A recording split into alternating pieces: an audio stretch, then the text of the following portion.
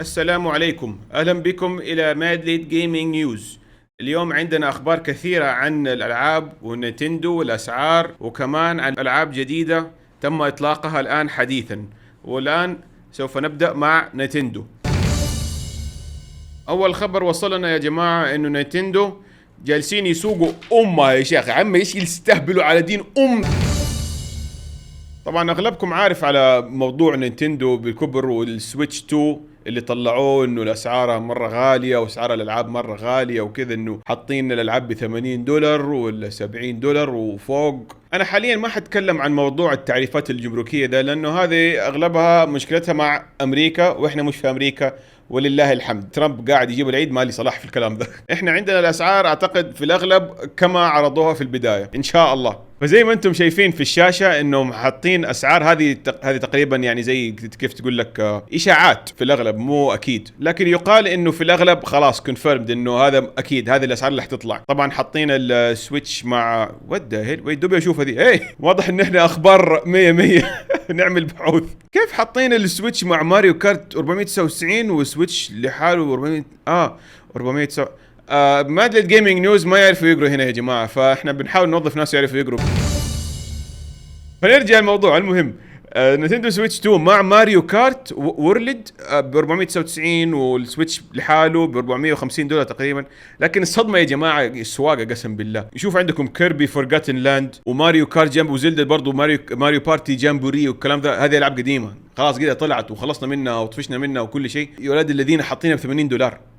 سلامات. مشكلة حاطين لك ستريت فايتر ب 60 والباقي العاب قديمه برضو ب 80. سلامات. على الاقل ستريت فايتر يعني هو ما ادري حاطين يير 1 2 فايتر اديشن يو اس ما ادري، اعتقد هذه زي النسخه يكون فيها اللعيبه اللي كانوا في اللعيبه الزياده اللي هم كانوا اضافات اللي ما جاء مع اللعبه، جت بعد اللعبه بفترات. هذا الانطباع اللي جايني. لو كان فعلا زي كذا والله رهيبين. $60 تستاهل. حاطين اللي شو اسمه الشخصيات كامل مع الشخصيات الإضافية اللي جت بعدين اللي كانت بسعر لحال. والصراحة شيء غير عادل للناس اللي اشتروا الشخصيات هذه. لكن ما بيخلوا على الناس على الأقل وحاطينها ب $60، يمكن عشان حتكون 2 بيكسل أبو كلب في سويتش. بس كيربي وإيش اسمه واثنين لعبتين زيلدا وماريو بارتي $80، لا أنت كذا بتستهبل على أمنا. إيش سلامات. بس عشان قال لك هذه دحين إحنا عدلناها وصارت مهيئة للسويتش 2، صارت مهيئة لها خلاص. يا عمي عسى عمري ما لعبتها بالبكسلين الزياده هذه، ما ابغى واسهرني انت وياه. لكن للاسف في شبيحه نينتندو حيشتروا اي شيء. يا عمي والله شيء جيب كذا اي حاجه. ان شاء الله حيطلعوا لك لعبه من ايام سوبر نينتندو في 1900 مدري كم ب $80-100. جيب ما في مشكله. والان حننتقل لحمزه اللي حيروح يسوي مقابله مع جيمرز انحاء العالم عشان ناخذ رايهم في الموضوع. الو حمزه، ادينا الاخبار.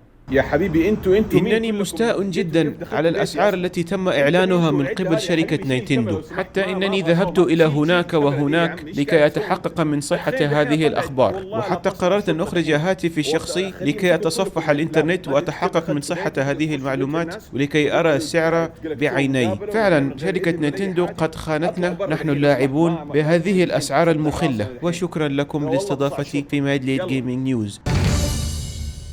فصرح رئيس نينتندو اللي هو فرع امريكا اللي هو اسمه داغ باوزر، صرح قال انه هذه الاسعار يا جماعه ما هي ثابته، احنا بس بنقيم تطوير اللعبه مدى عمقها، اذا فعلا تستاهل الاسعار هذه ولا لا. فالاسعار هذه ما هي ثابته، احنا ما حددنا انه خلاص حنقول دائما $80.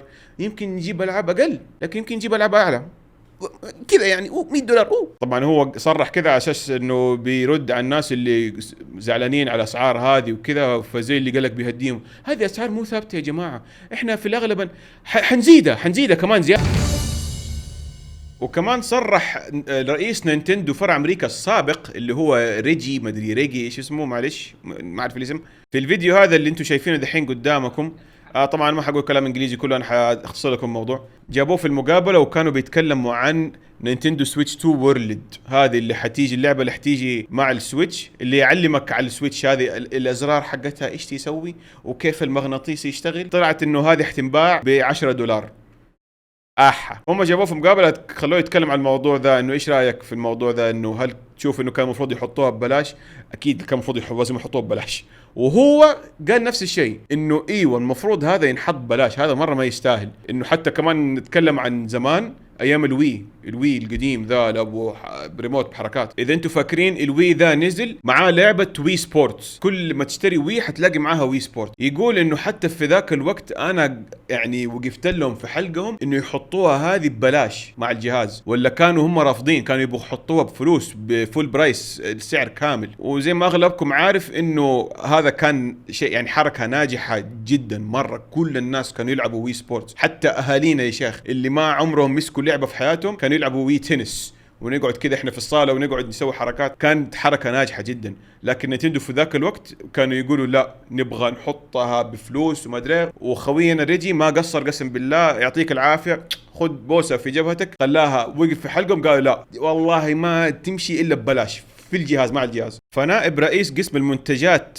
في نينتندو امريكا صرح عن اللعبه اللي هي هذه ويلكم تور انه قال لك بيحاول يدافع يعني عن السعر حقها. يقول انه هناك المزيد من لعبه ويلكم تور مما يظهر في العرض الذي تم تقديمه خلال نينتندو دايركت، وحتى خلال الفرص الأخيرة التي أتيحت للإعلاميين لاختبار مباشر. بناء على المحتوى الفعلي الموجود في اللعبة قررت نينتندو أن $10 ليست سعرا مبالغا فيه. يا عمي تسوق أمة على مين أنت؟ إيش المحتوى الثاني اللي عندكم؟ قال لك تقدر تلعب جولف بالماوس $10 ووو. تقدر بالماوس ما أدري تنظف شبابيك ما أعرف $10 ووو. تقدر تعرف كيف ركبنا اليد وهو $10 فالله يعين اللعبة هذه اللي أنا متأكد 100% إن ما حد حيشتريها إلا يمكن شبيحة نينتندو. يشتروا كل حاجة زي ما قلت، تشتري جيب ألعاب نينتندو. أو ماي جاد أي لاف نينتندو بليز. نينتندو بتبيع توليتات، هات أنا عايز من أول عايز أعمل بي مع ماريو. فهذا كان تصريح الشركة نفسها عن الأسعار والبلاهات اللي قاعدة تسويها.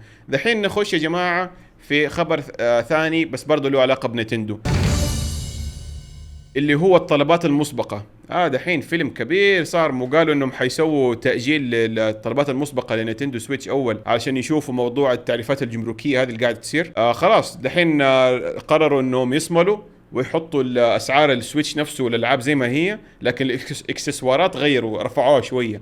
ما حخش في التفاصيل لانه هذه زي ما قلت لكم مواضيع في امريكا ما لنا صلاح بيها.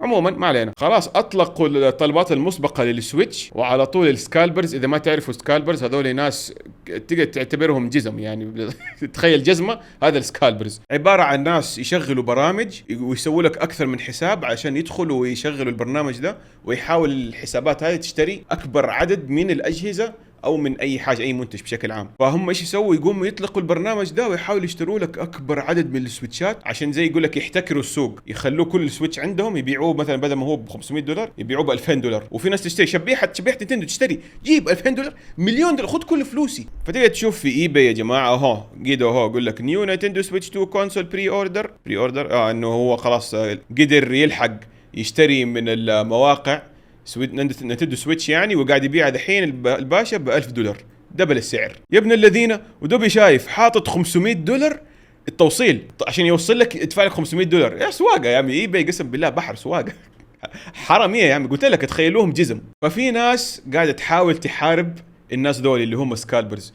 يقوموا ايش يسوي يا جماعه؟ دحين اوريكم. شوف في اي باي معاي دحين لو نزلنا مثلا هو عندك شوف نينتندو سويتش 2 ماريو كارت $475 ارخص من السعر الاساسي. تقول يا هو ايش المشكله هنا؟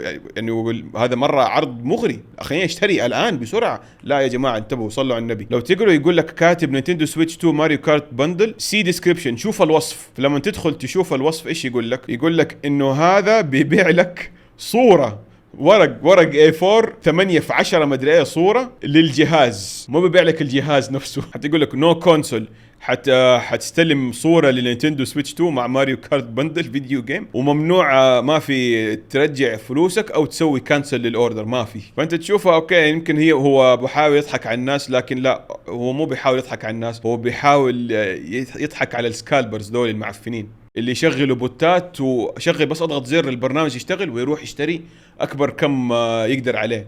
فبيحاولوا انه يلقطوهم، يصير السكالبر ما يشتري الجهاز، يشتري صورة للجهاز. فكده ضيع $500 لانه هو ما بيركز ما حيركز ايش بيشتري، هو بيطلق برنامج، والبرنامج يسوي كل شيء لحاله اوتوماتيك كل الموضوع. فهم يقولوا يعني لو سوينا كذا يمكن يلقطوا كم واحد يكون حاطط صورة بس ويشتري بس يضيع $500 ويلاقي صورة بس ويوصل له للبيت. لكن طبعا الكلام ذا ممنوع في ايباي، وايباي تقعد تشيل الناس اللي حاطين الاشياء ذي اصلا بيشيلوها من المتجر تماما، لانه طبيعي يعني ممنوع. الحركات ذي موجودة في ايباي كثير، فهم بيحاولوا يشيلوا الشيء ذا.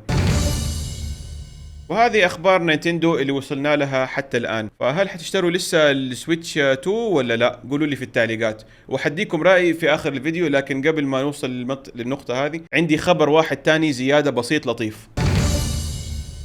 شركة باثيسدا، إذا ما تعرف شركة باثيسدا هذه اللي سوت سكايريم، فول اوت والكلام ذا، من ألعابها سوت اوبليفيون. اوبليفيون لعبة قديمة RPG قديمة مرة، صراحة كانت يعني حقت ضحك، كل الناس كانوا يحبوها. طبعا اللعبة قديمة وكانت مرة ممتازة لوقتها، الوقت اللي نزل فيه كانت مرة يعني متقدمة من العصر اللي كانت فيه اللي نزلت فيه اللعبة هذه. لكن مع السنين وكذا خلاص بدأ يتضح اللعبة قد ايش هي قديمة، وصار الوضع يضحك، صار كاي الوضع. فعندكم مثلا زي الفيديو هذا يجيب لك كذا أمثال، شوف كذا اللعبه شكلها تضحك. شوف هذا الاي اي مضروب بالجزمه. يعني مثلا عندكم لقطه زي هذه، شوف كذا تحط ايش جاء قلب فيعني اللعبة قديمة لكن ما زالت تضحك الصراحة.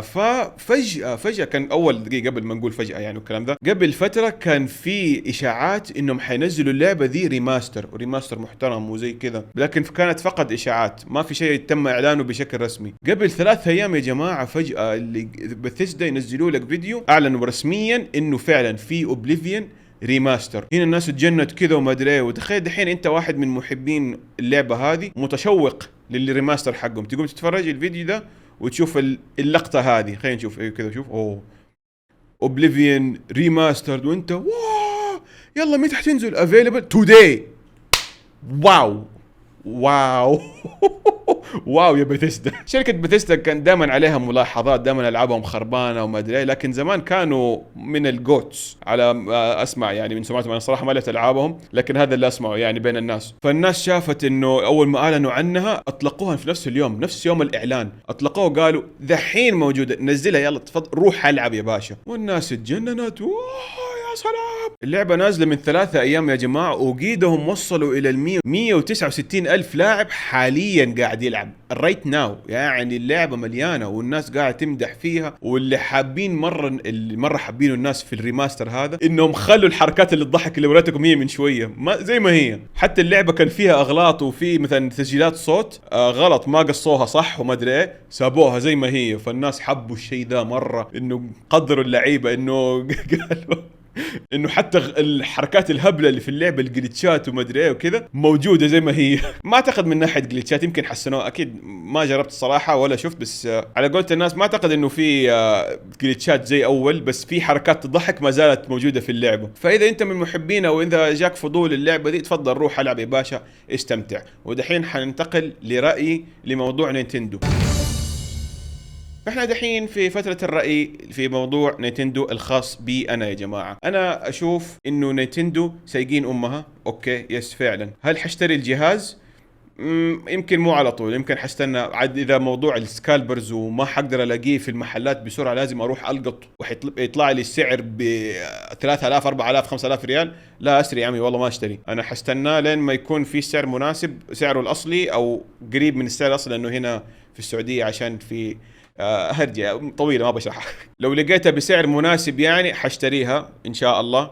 ويمكن حتى استنى تنزل ألعاب كثار يعني زيادة زي ما قلت لكم أول. لكن من ناحية الأسعار، رأيي في ناحية الأسعار يا جماعة، أوكي أنتوا تقول في ناس يقولوا إنه هذا تضخم، الناس رواتبها زادت، الدنيا غليت، فيعني طبيعي إنه الألعاب تزيد سعرها يزيد يعني. وأنا هنا أقول لك أوكي اتفق معاك، لكن لا تحط لي اضافات بايخه. لا تقعد تجيب لي لعبه وتدفعني سعر وبعدين اشتريها وبعدين تقول لي اوه هذه الاضافه ب $15 ماب جديد شخصيات زياده. لا حبيبي سري، دفعتني $80 تديني اللعبه كامله ببلاش. اي اضافات تبغى تنزلها تضيفها ببلاش، لا تقعد تسوق علي. اذا الموضوع كذا اشتريتها ب $80 اوكي نمشيها ما في مشكله. اما تقول لي $80 $100 وما ادري كم ولسه تجيب لي اضافات تقعد تفسخ لي اللعبه كذا وتشيل الاشياء الزياده تخليها على جنب عشان تبيعها بعدين كاضافات، لا هنا اسري ماني شاري اللعبه. فانا من دحين من هنا ورايح لو الالعاب حتصير $80 انا ما حشتريها على طول. يمكن على حسب ما اعرف عشان انا يوتيوبر لازم العب العاب وكذا يعني لكن بشكل عام اذا في لعبه انا شخصيا لحالي ابغى العبها ما حشتريها على طول. اذا كان واحستنى اشوف اذا في اضافات حيحطوها بفلوس او لا. اذا في اضافات حطوها بفلوس اسري ماني شاري لعبتك. اذا بتحطوا اضافات وزيادات ببلاش اوكي هنا احنا حلوين ان شاء الله. لكن الصراحه هنا الناس بيجيبوا مقارنات انه ماريو كارت وورلد تحطوه ب$80 اجل جي تي اي 6 حتنحط بكم؟ جي تي اي 6 ده عالم تاني. انا اشوف جي تي اي 6 ده المفروض يكون $200 يا عمي من كميه الشغل والمحتوى اللي بيحشروه في اللعبه دي يا عمي. بس هم اللي ماشيين الوضع عندهم انه جي تي اي معروفه ومشهوره ومتاكدين 1,000,000% انها حترجع فلوسها وارباح خرافيه بالراحه من اول يوم.